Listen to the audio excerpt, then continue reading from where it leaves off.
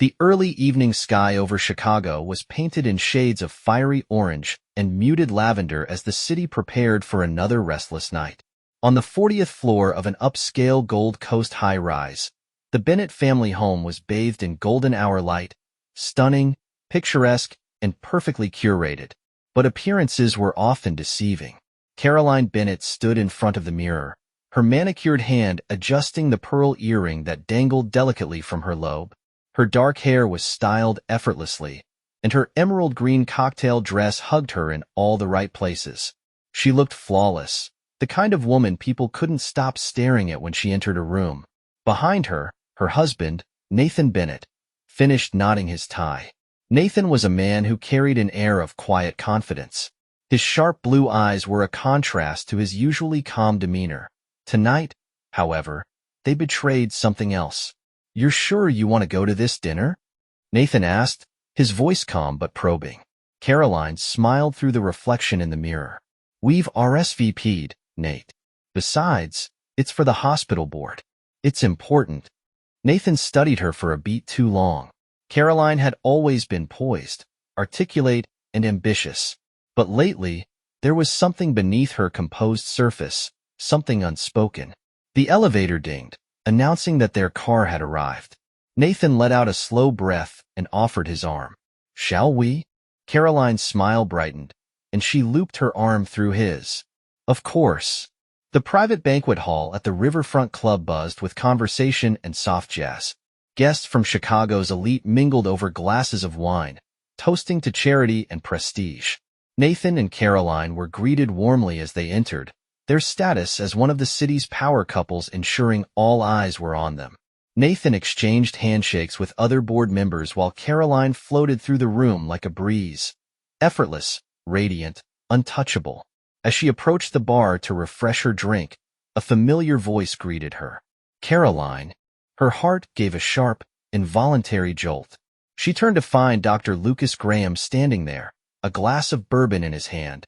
Lucas was their trusted family doctor.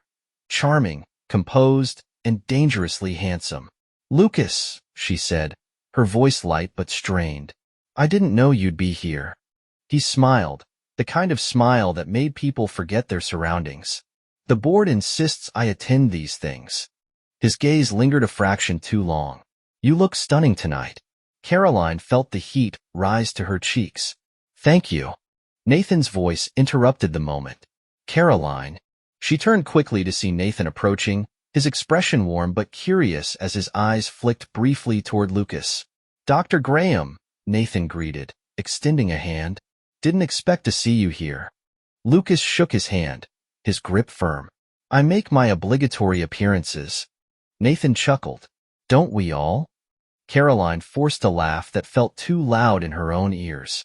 "Why don't we get to our table?" she suggested.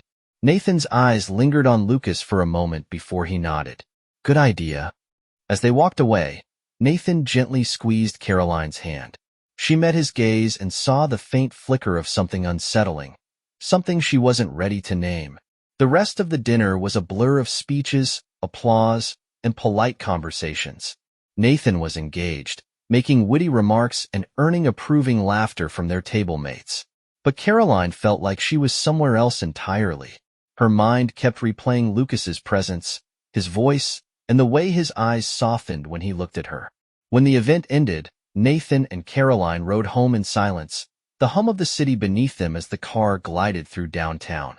"You were quiet tonight," Nathan observed as they stepped into their penthouse. Caroline shrugged, slipping off her heels. "Just tired." Nathan studied her again, his silence filling the room. He walked toward her and brushed a stray lock of hair from her face. "You'd tell me if something was wrong, wouldn't you?" Caroline's heart thudded painfully in her chest, but her smile remained flawless. "Of course, Nate." He nodded slowly, though she could see the doubt behind his eyes. Later that night, long after Nathan had fallen asleep, Caroline lay awake in the darkened room. She stared at the ceiling, guilt and confusion warring within her. Her phone lit up with a message. "Lucas, can't stop thinking about you." Caroline's breath caught in her throat. She hesitated, her thumb hovering over the screen. After a moment, She turned the phone face down and closed her eyes tightly. She didn't need to respond. Her silence had already spoken volumes. Morning light filtered through the penthouse windows, illuminating the sprawling Chicago skyline. Nathan Bennett was already awake, seated at the kitchen island with a cup of coffee in hand. His laptop screen glowed, emails open and half-read, but his focus was elsewhere. Caroline emerged from the bedroom in a silk robe, tying it around her waist as she poured herself a cup of coffee. She felt Nathan's gaze on her, but pretended not to notice. "You're up early," she said casually. Nathan's fingers drummed against the marble countertop. "Couldn't sleep?" Caroline nodded and took a sip, the warmth of the coffee doing little to soothe the chill that had settled between them. "Do you want to talk about it?" she asked, glancing at him over the rim of her mug. Nathan's eyes met hers, calm but calculating. "I was wondering, how long have we known Dr. Graham?" Caroline's heart skipped a beat, but her face remained composed. "A few years, I think." "Why?" Nathan shrugged, his expression unreadable. "No reason. Just curious." Caroline forced a smile and turned her attention to the view outside, the city bustling below them. But inside, her thoughts were in chaos. Later that afternoon, Caroline drove to the hospital's private clinic, where Lucas Graham's office was located. She had told herself that she was stopping by for something innocent, an excuse about scheduling her next wellness check. But the truth was more complicated. She stepped into the pristine waiting area and caught the scent of antiseptic and freshly brewed coffee. Lucas's assistant greeted her with a warm smile. "Mrs. Bennett, good to see you. Dr. Graham's free if you'd like to speak with him." Caroline hesitated for a fraction of a second before nodding. "Thank you." She walked down the familiar hallway, her heels clicking softly against the polished floor. Lucas's office door was open, and he looked up as she appeared. "Caroline," he said, surprised but pleased. "Everything okay?" She stepped inside and closed the door behind her, her pulse quickening. "I needed to see you." Lucas's expression softened as he stood and walked toward her. "Talk to me." Caroline exhaled shakily. "Nathan's asking questions about you." Lucas's jaw tightened. "Does he know?" She shook her head. "No, but he's suspicious." Lucas reached out and took her hands, his touch familiar and reassuring. "We've been careful." "Not careful enough," Caroline whispered. This has to stop." Lucas's face darkened with disappointment. "Is that what you want?" Tears welled in Caroline's eyes. "I don't know what I want anymore." For a moment, they stood there in silence, the weight of their choices pressing down on them. Lucas finally stepped back, his voice gentle but resolute. "Then figure it out before he does." Caroline nodded, wiping her eyes. "I should go." Lucas watched her leave, his heart heavy. As the door closed behind her, he knew their tangled web was beginning to unravel. That evening, Nathan suggested they have dinner at home. He prepared pasta, a rare occurrence that made Caroline feel uneasy. "This is nice," she said, trying to sound cheerful. Nathan poured them both a glass of red wine and sat across from her. "It is." He took a slow sip, studying her. "How was your day?" Caroline hesitated for the briefest moment. "Busy.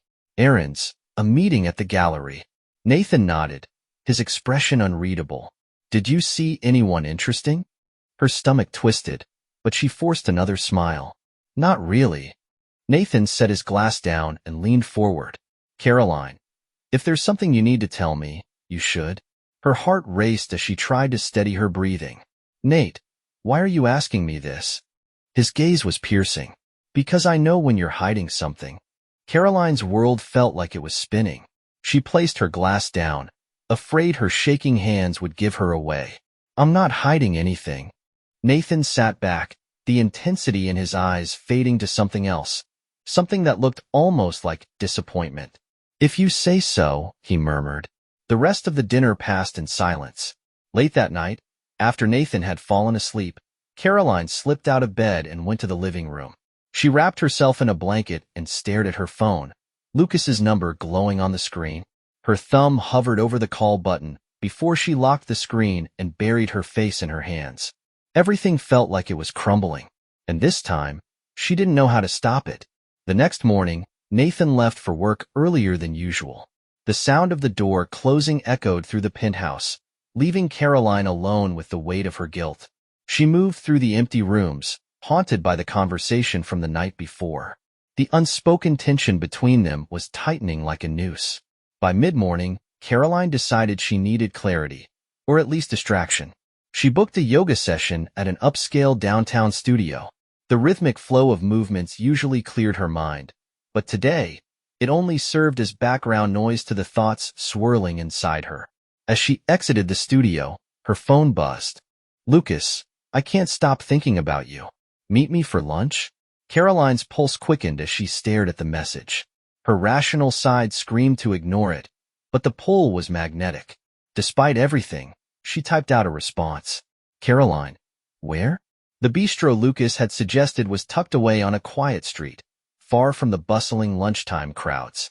Caroline arrived to find Lucas already seated at a secluded corner table, his expression softening when he saw her. She slid into the chair across from him, nerves making her fidget with the strap of her purse. "Lucas, I shouldn't be here." Lucas reached for her hand across the table. "But you are." The warmth of his touch made her heart ache with confusion. "This has gotten out of control." Lucas's gaze was steady. "I don't want to lose you." Tears welled in Caroline's eyes. "I don't know how to fix this." Lucas squeezed her hand gently. "Then let me help you." Before she could respond, her phone vibrated against the table. She glanced down and felt the blood drain from her face. "Nathan, let's talk tonight. No more avoiding this." Her hands trembled as she put the phone away. Lucas noticed her reaction and frowned. "He knows, doesn't he?" Caroline nodded slowly. "I think so."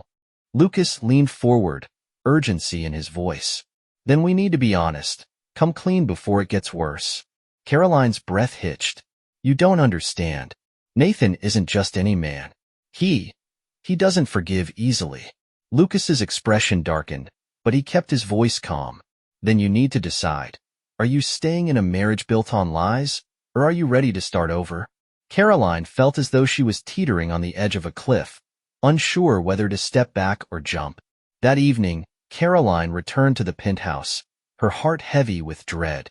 The apartment was dimly lit, the only light coming from the cityscape beyond the floor-to-ceiling windows. Nathan was seated in the living room, a glass of scotch in his hand. He looked up as she walked in. "You're late." Caroline swallowed hard. "I went to yoga." Nathan's eyes were sharp, cutting through her like a blade. "Alone?" Caroline hesitated, then nodded. "Yes." Nathan stood, slowly making his way toward her. "I saw you, Caroline." Her breath caught. "What?" Nathan's voice was calm, terrifying in its composure. "At the bistro. With Lucas." Caroline's world tilted. Her knees felt weak. "Nathan, I can explain." He raised a hand to silence her, his face a mask of restrained fury. "No more lies." Tears streamed down Caroline's face. "I never meant for this to happen." Nathan laughed bitterly. "But it did." "How long?" 8 months, she whispered, her voice breaking. Nathan's expression twisted with pain. 8 months of lies. He stepped closer, his voice low but venomous. "I trusted you, Caroline. I built a life for us, and you tore it apart." Caroline reached for him, desperate. "Please, we can fix this." Nathan's eyes hardened. "Fix this? The only thing I'm fixing is the mess you've made." She recoiled as he stepped back, his mind working furiously. "You'll regret this," he whispered, more to himself than to her. Caroline's sobs filled the room as Nathan stormed past her, grabbing his coat and keys. The door slammed shut behind him, the sound echoing through the hollow space. Caroline collapsed onto the couch, her chest heaving with grief. Nathan drove aimlessly through the city, the skyline blurring through the windshield. His mind replayed everything. The glances, the unanswered questions, the betrayal laid bare. He wasn't just angry. He felt unmoored, a man betrayed by the person he trusted most. But beneath the pain, something else stirred, a grim resolve. If Caroline thought this was over, she was wrong. Nathan drove until the city lights blurred into streaks, his thoughts spiraling in a way they hadn't since his father's death years ago.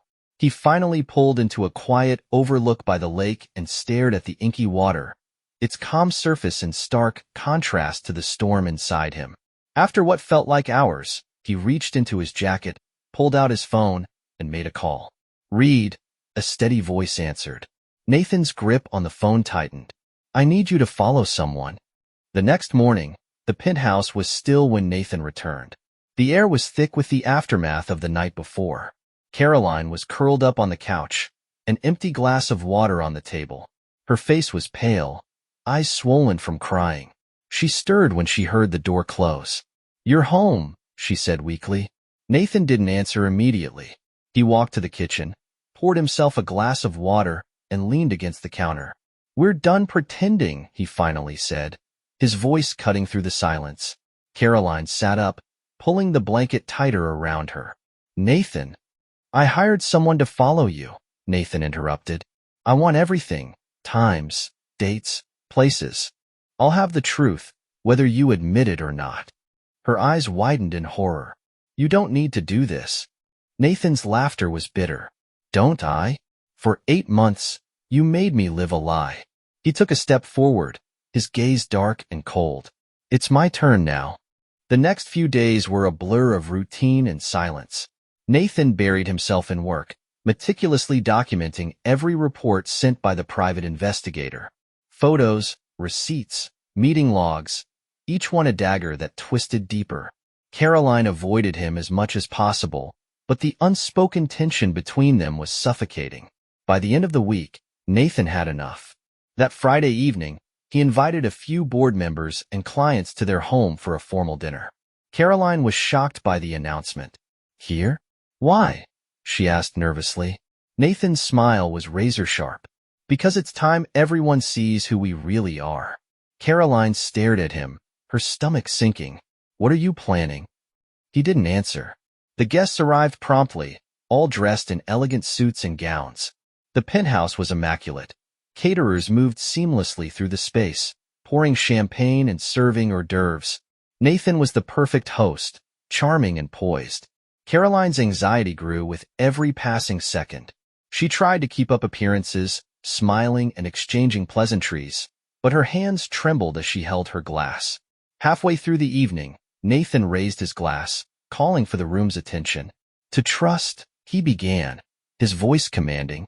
"A fragile thing, isn't it? Built over years, but destroyed in an instant." The room fell silent, confused by the sudden shift in tone. Nathan's gaze locked onto Caroline. "Caroline, would you like to share a toast?" She froze, the color draining from her face. "Nathan, don't." He cut her off, his voice rising. "To honesty, to truth, to the people we think we know, until they show us who they really are." Gasps rippled through the crowd as they realized something was terribly wrong. "Nathan, stop," Caroline pleaded, tears forming in her eyes. Nathan slammed his glass down on the table. "No more pretending." He pulled out a folder and threw it onto the dining table. Photos spilled out. Pictures of Caroline and Lucas at the hotel, walking too closely, touching in ways that shattered the illusion of innocence. The guests recoiled in shock. Someone whispered, "Is that Dr. Graham?" Caroline covered her mouth, horrified. "Please," she whispered, "don't do this." Nathan's voice was ice. "You did this." Tears streamed down Caroline's face as she fled from the room. The door to their bedroom slammed shut behind her. The dinner party broke up awkwardly, guests murmuring apologies as they left. Nathan stood alone in the aftermath, staring at the empty glasses and discarded plates. He felt hollow, the vengeance he'd sought leaving behind only ash. Upstairs, Caroline sat on the bed, shaking. Her phone buzzed. Lucas's name lit up the screen. She ignored it. The life they had built was over, burned to the ground by secrets and betrayal. Nathan appeared in the doorway, his expression unreadable. "You're leaving," he said quietly. Caroline looked up, her face streaked with tears. "Where am I supposed to go?" "Anywhere but here." Nathan's voice cracked with something almost like sadness. "I can't look at you and not see what you did." Caroline gathered her strength and nodded. She packed a small bag, pausing as she passed Nathan. She wanted to say something, to apologize, to plead, but the words wouldn't come. Nathan stepped aside, letting her pass. The door closed softly behind her, the sound final. That night, Nathan sat alone on the couch, the city lights blinking outside the window. His phone rang. Alex read again. "It's done," Alex said simply. Nathan exhaled. "Good." Alex hesitated. "And you? Are you okay?" Nathan closed his eyes, memories of better times flashing behind his lids. "I will be." As the line went silent, Nathan stared out over the city. The vengeance he'd sought had cost him everything. The price of truth, he realized, was steep. The sky over Chicago was a dull gray as rain tapped softly against the windows of the penthouse. Nathan sat at the dining room table, staring at the remnants of the dinner party. The empty champagne flutes, the crumpled napkins, the folder of damning photos. The aftermath felt heavier than he'd expected. The sound of a door opening caught his attention. Alex Reed stepped inside, uninvited but not unwelcome. He took in the scene and shook his head. "I thought it'd feel different, didn't you?" Nathan exhaled slowly. "It's done." Alex leaned against the counter. "And now?" Nathan's gaze drifted to the city skyline. "Now, I figure out how to move on." Caroline sat in a small hotel room by the river, her suitcase propped open on the bed. The room was cold and sterile, a far cry from the home she had once shared with Nathan. She scrolled through her phone, ignoring the missed calls and messages from Lucas. Her reflection in the window stared back at her, a woman broken by her own choices. A soft knock startled her.